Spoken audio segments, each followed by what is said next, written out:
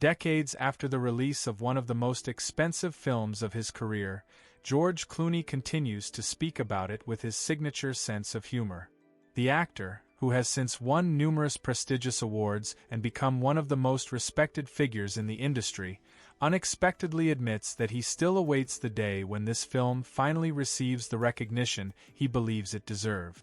Over the years, Clooney has established himself as an actor equally comfortable in both major commercial projects and serious dramatic films.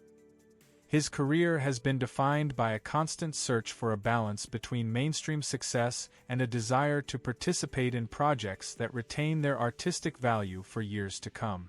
The actor has often said that he prefers to evaluate his filmography through the prism of time. In his opinion, a film's true value is determined not by its box office receipts in the first weeks of its release, but by whether audiences continue to revisit it years later.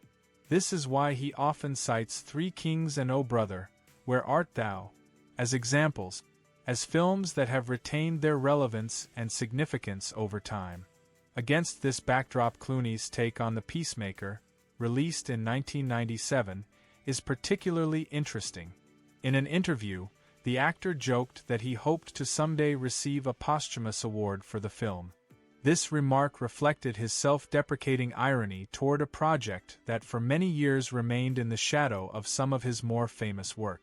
The film's plot revolves around the search for a missing nuclear warhead and the investigation of an international threat. At the time, the film was one of DreamWorks Pictures' most ambitious projects and was intended to demonstrate the young studio's capabilities in the world of big-budget filmmaking. Today, The Peacemaker is no longer perceived simply as a forgotten action film from the late 1990s. For many filmgoers, it has become a time capsule of sorts, reflecting the anxieties of its era and exploring themes that remain relevant decades later.